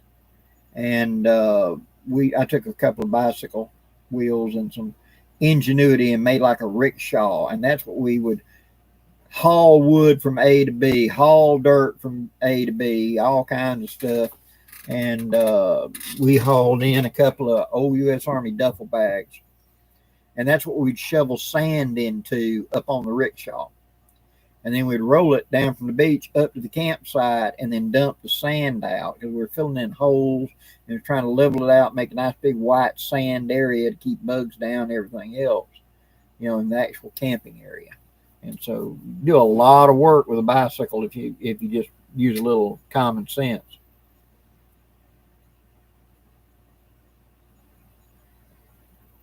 Christopher Evans, it is. Humidity is kind of bad this year. Well, I have heard of a 410 in cylinder, but most time I ever saw one, it was a 410 was in modified because you can shoot slugs out of a modified. Just don't make a steady diet of it because if you do, it turns it into a cylinder bore.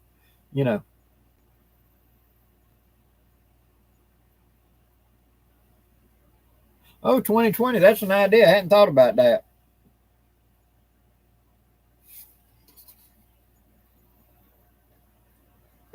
My H&R 20 gauge is the youth barrel.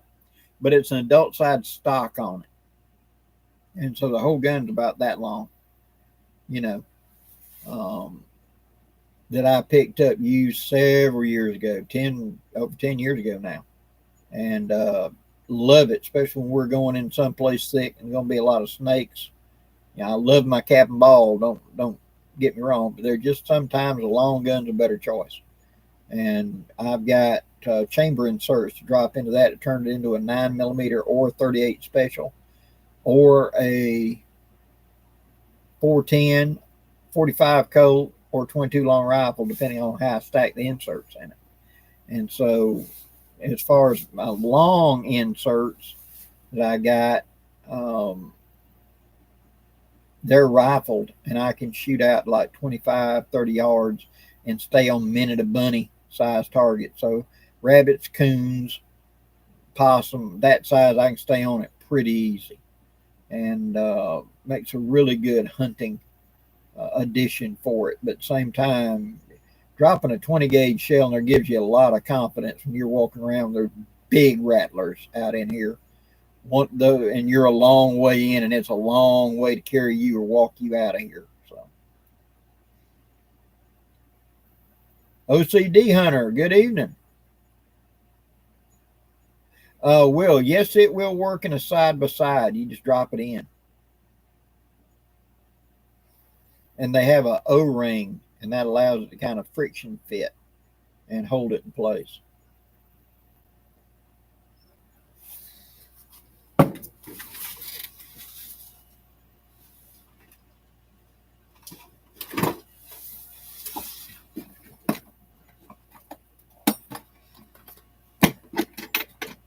Swear to y'all, I don't set this up ahead of time. That's one of my short lane arms. This one is 38.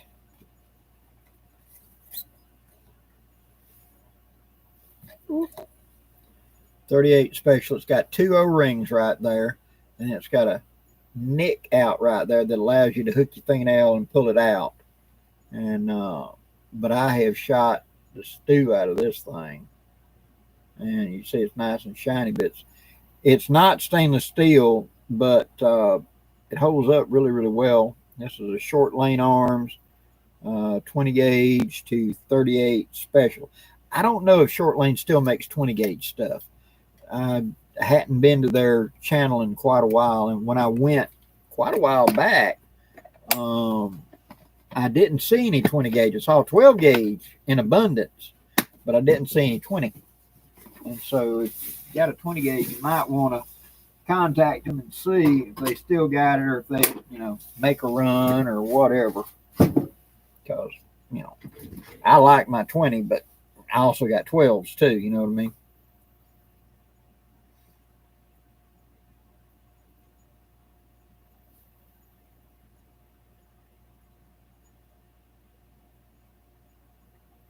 Oh yeah, Barry, yeah. Kissing Jim Folsom.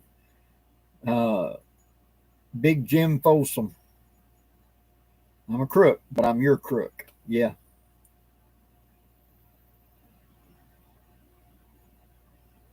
OCD, glad you got your rucksack and pouches. Glad you like them.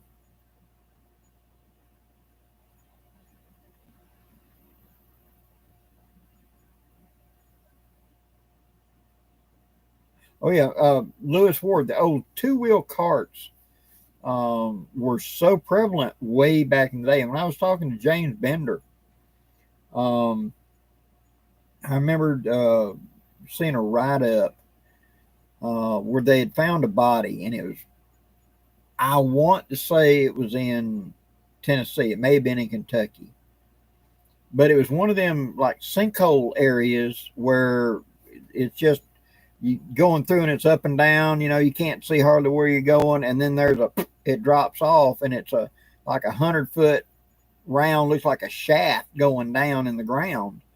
And they had archaeologically got down there and had found the remains of this guy and what had been a cart. And obviously he had slid in there, probably trying to travel at night or whatever, back in the 1800s, and had died, and there wasn't no way to crawl out of it because it's just such steep walls, and they're dirt covered walls. It's not like rock you can climb. You just go to claw on it, it starts just caving off on you. It's a sinkhole. Um, and those two-wheel carts were very prevalent for moving things around in the back country in the past. A lot of times you hear the term goat cart because they would literally put a goat pulling it, you know, and then donkey carts, and then later on you'd have a mule or whatever. But you know, a little small. Look up donkey carts or goat carts, and those were used quite a bit.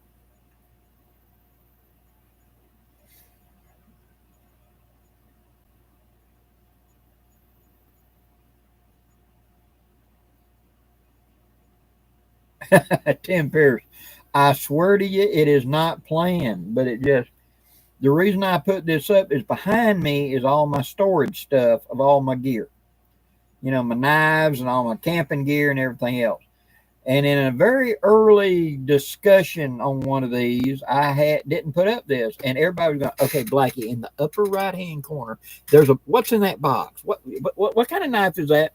And it was just, you know, and so I decided it was more of a distraction than it was worth, so I put this up because all my stuff's in here.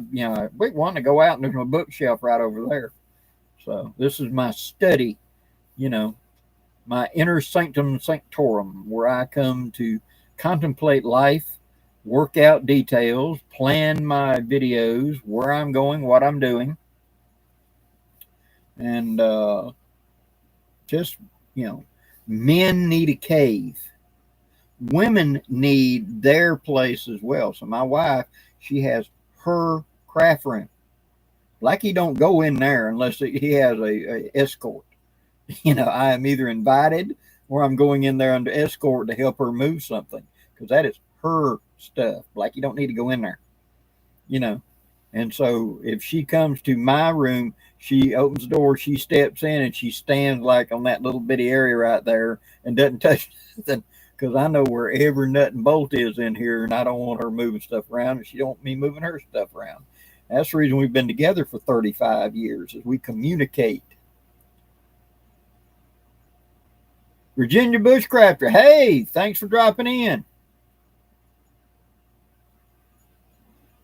Blackie, why are you hiding all of our gear from us with all that camo? It's just because it's nothing but all my gear, guys. It's just, you know, gear. And so it just, where I put all my stuff, you know, quick and easy, handy, reach out and grab. And I've showed this room in a video talking about organizing your stuff like a year or so ago, if you want to go back and look at it. And I talk about how, all right, we're going to the field. I come in and right by the door, I reach up and I grab which rucksack is going. I have stuff that's got camping gear in it, and then I've got an empty rucksack.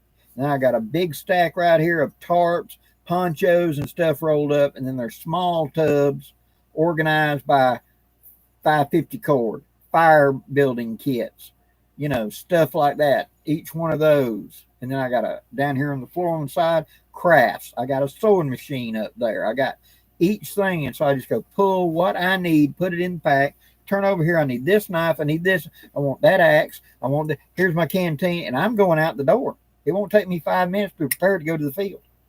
It's just out. And then when I come back, check the gear, clean it up, and it goes right back into its little slots like a library. I check my stuff out, and I go, and I come back, and I check it back in. So I know where it's at.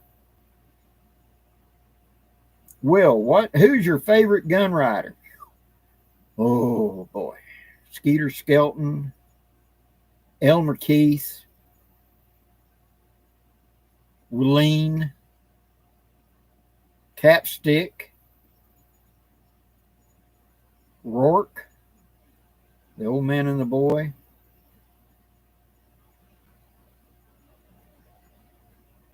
Mike Venturino, Phil Spanberger,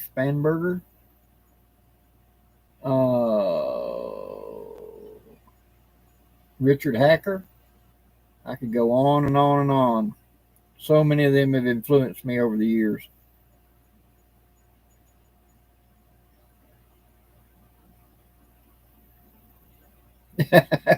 He wants to flaunt it to us. Yeah, right. Oh, Sasquatch, I hear you.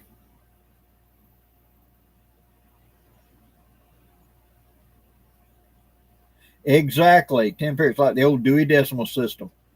I know where each component is, and it's rough home, and I should be able. If I was in here in the pitch dark, I should be able to assemble my gear in pitch dark in like 10 minutes, just by feel alone, because I know where it should be, where it's at, and just by the feel of it, without even seeing it. And it's just that's how you should organize your gear. You know, put it in that way so that you can find it, get to it, and it's not such a hassle. So many people make the mistake of just getting the tubs and they just dump it in the tubs and they don't organize it in any way. And then so every time they got to look for something, they're digging through all the tubs trying to find that whatever. I break them down into, okay, this is something that should go with fire kits. This is tinder. This is matches. This is whatever. This should go with batteries and flashlights and stuff. Lanterns should go here. This, and that way I break it down like the Dewey Decimal System. And I just, all my lanterns are right here. All the extra batteries that are good are right here. All the water purification is right here. You know, I can grab and get it and then mix and match for what I need for this adventure. Yeah, well, they don't know what Dewey Decimal System is, you know. Oh, Paladin, yeah, the CMP is going to be making new Grands. Supposed to be this summer, and it's summer, and they're even possibly they're going to be doing them in 308 and maybe possibly like a 6.5 Creedmoor, which would be a good target Grand.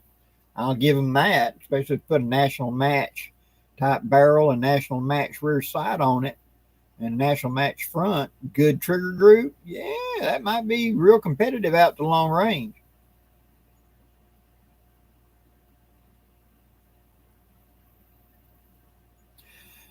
Gulf Coast, Blackie, do you think we're going to have a bad hurricane season? All right.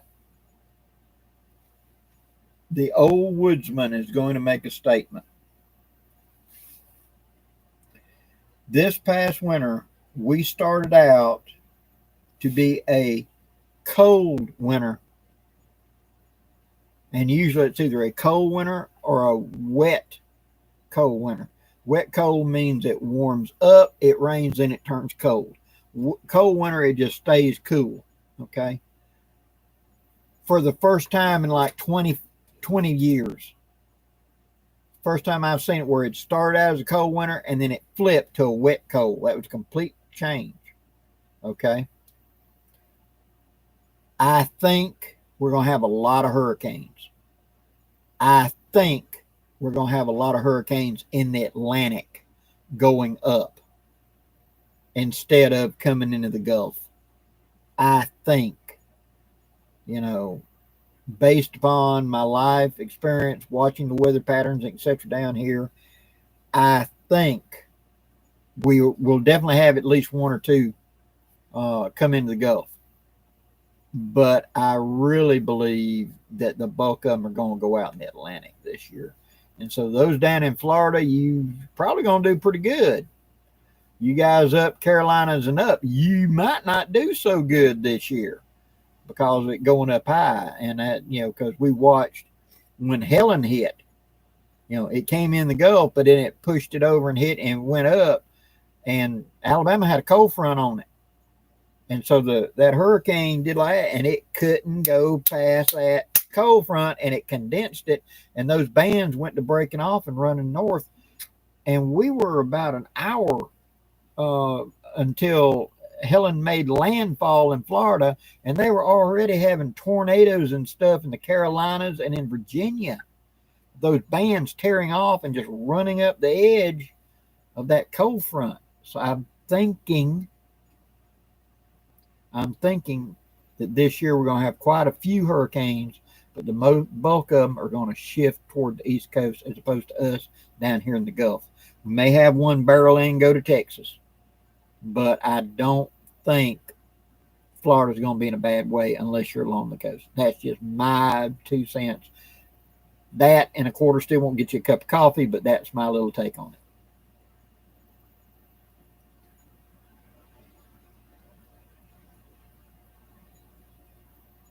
Yep, the dump tub. And that's it. Have you ever gone to digging in the tub you hadn't dug in a while and found that thing you've been hunting for 2 years? Where did this go? Or you found that piece of gear that somebody gave you, you came home, threw it in the tub, and you completely forgot about it. It's like Christmas going through the tub. So I organize best I can. I'll put off unloading the vehicle. I come home from like coming to Ohio or whatever. I don't unload the vehicle when I get home. I go to bed, etc. Tomorrow, when I'm well rested, get up after I've slept in, I'll go open up the back of the truck. I'll grab my dirty clothes out, tote them to the laundry room. I'll grab my rucksack. I'll come in here and I got a card table I put out in the middle of the room, and I sit there and I take every single thing out of my rucksack. Every single thing out of my Sparrowhawk pouches. I group them together, clean up, and I hang up that pack set so it's ready to go. And then I put those things up. Then I go back and get I get my cook box. I come out and I go through the cook box. And I work each unit in turn on that table before I put it up on the shelf. So nothing gets thrown and forgotten that way. Sir Malcolm, good evening.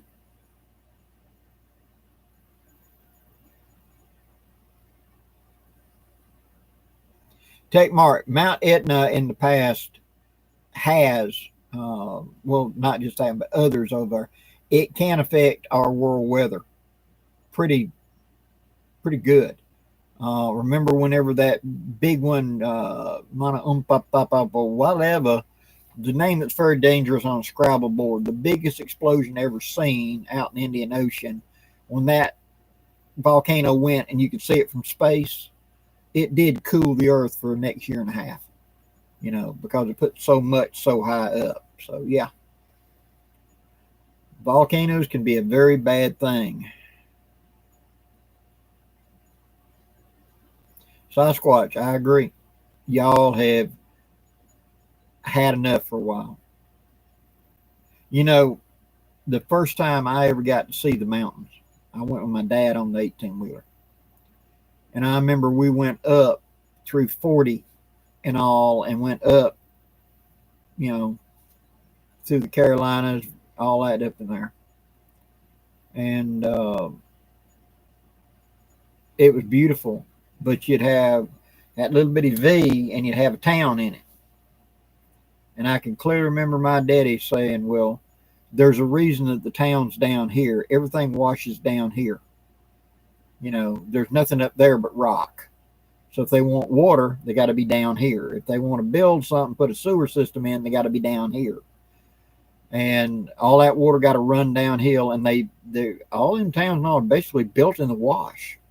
90% of the time, it's not a problem. But when that hurricane hit, it was a problem. And so I really, I was watching it live on that Ryan Hall Y'all channel is who I do my weather with. And we got a hurricane or severe storms or something, I put him on. He's really, really good. A YouTube channel on here. Ryan Hall, Hawl, Y'all, Yall.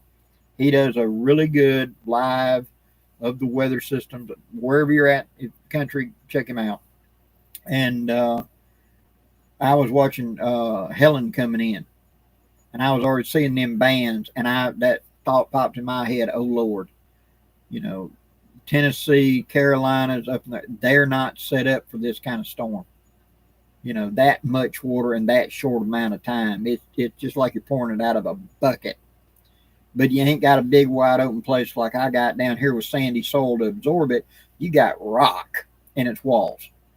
And so you might as well just been pouring it out, Those poor people up there just lost so much. Really feel for them. William Moffett, good evening. Krakatoa, yep, that changed everything. Good old bottom land, big, open, and wide. It can absorb it and spread it out.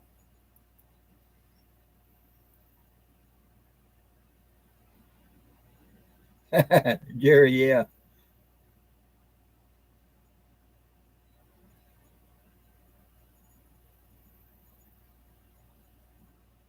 Creek Camper, thanks for tuning in. Be safe.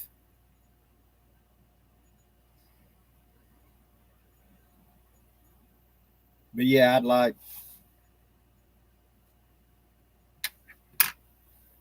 I know this is mean, and I honestly do not want anybody hurt.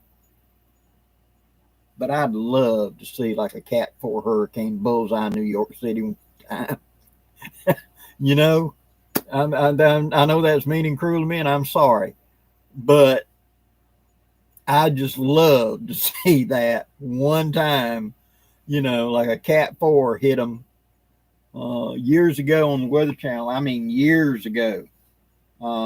It might have even been in the late 90s. I remember we had like a Cat 3 hurricane coming in somewhere down here not far from us. And the whole news they were talking about on the Weather Channel was people in New York were expecting a quarter inch of rain, and that was going to be devastating. They would just mention, yeah, it's coming in, and they spent all their time talking about New York, Philadelphia. We didn't matter down here, you know. And I remember thinking, I'd love for one of these big boomers to hit y'all. Y'all get a real taste of what it's like for a storm.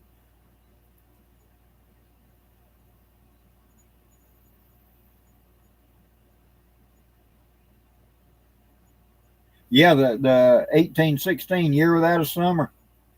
Correct. Reading she wrote Mary Shelley. Crops failed.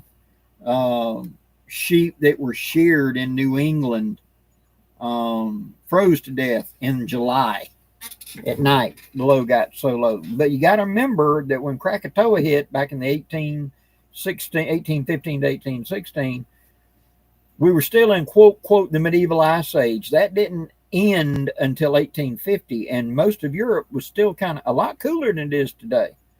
When you go and look at all the paintings and stuff of the kings and queens, they're always in these big old huge fur robes. It was bloody cold in England. You know, London and Moscow is the same elevation. We just don't think about that. Everybody thinks about the snow and the blizzards of Moscow, but elevation wise, London's the same height. And it's just because our Gulf Stream keeps them warm. But something happened, and you had the little medieval ice age, and they were cold. And then Krakatoa came in and made it even more colder.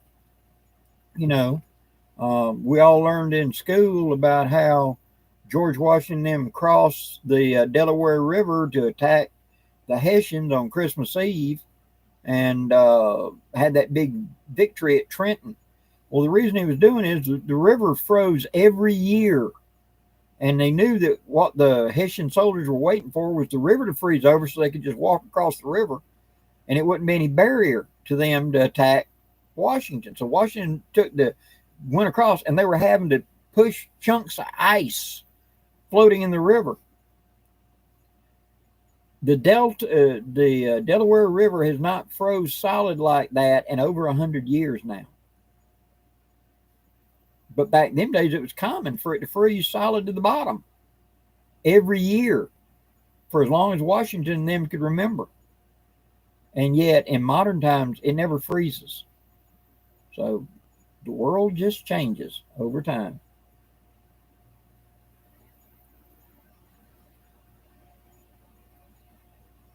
Oh, bet on it. Like I said, I don't want anybody hurting nothing. I really don't. I don't want to sound mean, but I'd love for them to see what a hurricane is. You know,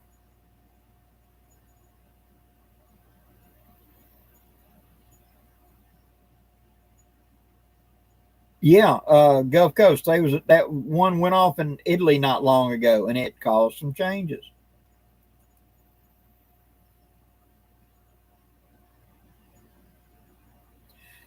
Craig, I think New York is a beautiful state as long as we're not talking about the city. And I've been there. You know, um, beautiful state.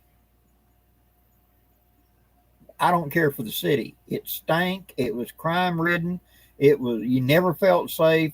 And I was that way when I was there in the 80s. and early 90s. I never cared for that big city. It felt wrong to me, But the state is a beautiful state. New Jersey is a beautiful state. You know, I just don't care for that big city. I don't care for Detroit, Chicago, Philadelphia, Boston. Nothing personal against the people. It's just I never cared for those really super. I don't really like Atlanta or Montgomery, my state capital, or Birmingham that much, to be honest. For the same reason. I am comfortable in the woods. You can put me in the woods with bears. I'm happy. Put me on an island knowing that there are 12, 14-foot alligators around here. I'm happy. I'll lay down and go to sleep. I can't relax in big cities. I've seen too many episodes of Kojak. I just do not ever feel safe and secure in them big cities. Just don't do it.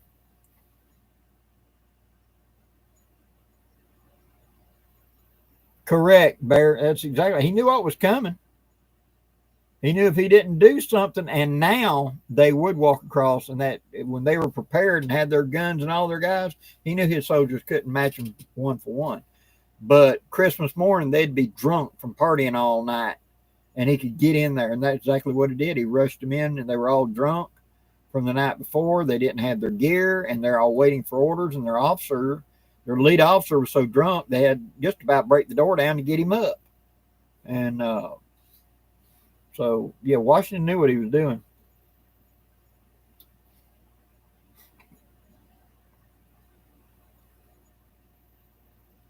Mm. I had a young man that was about my age back when I was in my early 30s, that he had been born and raised in New York City, had never left New York City in his life, never left it until he joined the Army. And he had gone through basic, he had gone to flight school and stuff like that. And now he had been sent to us because we were working a SEER school-esque thing. I've explained that in the past. But this guy was a city boy. And the first day, we taught him how to make bashas, of making one with one tarp as a top, and the second one is basically a hammock underneath it. And this guy is well trained, a professional, and he was scared out of his mind in the South Alabama woods in what we thought was like a park, because it's on Fort Rooker and it was cleared out, and this is where they run the SEER schools at all the time. I mean, there isn't anything out here but sand, a little bit of grass, and some pine trees, But the fact we were going to be outside, because again, he's a big city kid, he was scared to death of it. Now we got him over it, and once he left us, he went to the official SEER school, and he did just fine and went on into service and became a pilot. But he was scared to death. And I remember I took second fire watch, and so I was up at like 3 in the morning, and I'm walking around and tending the fire and stuff, and he was up sitting by the fire, and we sat and talked. And I told him, I said, I fully understand what you're saying. He said, you were born in this. I said, I was in New York City one time, and I sat in a hotel room on the bed, scared to death to go to sleep. That mafia or something was going to bust in the door any minute. All I hear is sirens and all kinds of stuff. And said I was scared to death inside of a locked room in a hotel in New York City. All alone sitting on that bed. I just knew. I'd seen all them episodes of Kojak. I just knew. And he laughed. He said, it ain't like that. And I said, well, it ain't like that here either. And he eventually calmed down and got to where he would be comfortable with it.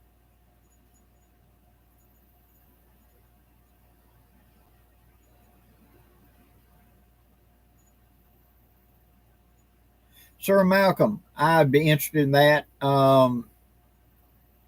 Switchel was something that was done here, and several people have done one on it. I believe Townsend has done a thing on switchel, and I think that Tasting History did a thing on switchel. So I may do that and a couple other things. But like I know for a fact they would take dewberries and mash them up and then pour water on them and make a flavored drink out of it, because A, you're getting minerals, and B, you're getting a more of a taste for hydration. And there were several things they did, several things we wouldn't think to do because their diets were so different from ours. But I'll look into that and see if I can come up with something. Saved by Christ. Absolutely. Paranoia gets everybody. Your comfort zone, your comfort level. And I do my best never to judge somebody. If they're not comfortable, I understand the times I was not comfortable. I've had several people at events come up and talk to me about they love the bushcraft stuff, but they're scared to be in the woods at night. I understand, and let's talk about it. And I had one person came to my gathering, and I ain't gonna mention no names, but that was the first time he had ever camped out, was coming to my gathering. And I told him, you're gonna be surrounded by 50, 60 other campers. I'll put you in a place that you have buffers of people around you. And he got relaxed, he got more comfortable with it, and he came back for several years. He's now skipped 2 times, but he'll probably come back. And you just have to condition yourself. Fear is only a fear in the dark. When you bring it out in the light, it fades. It's kind of like smoke. But in the dark, it seems a lot bigger and badder than it is until you actually take the time to bring it out. But people become paranoid. I would in certain situations. But what was it that John Wayne said? Courage is being scared to death, but you saddle up anyway. Yeah, I fully understand that.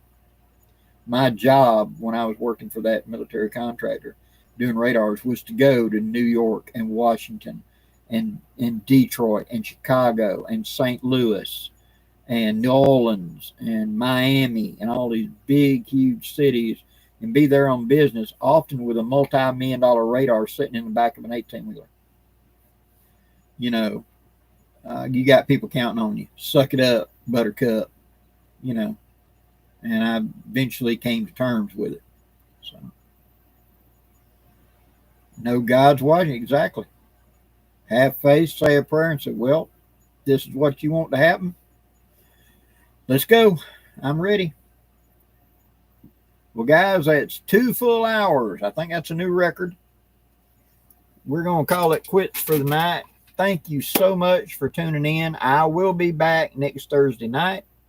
If anything changes, I'll let y'all know. But till then, stay hydrated, stay cool, stay safe, stay out of all the way of badness in the world right now. God bless, and y'all be safe. And we'll see you next time. Safe journeys, everybody.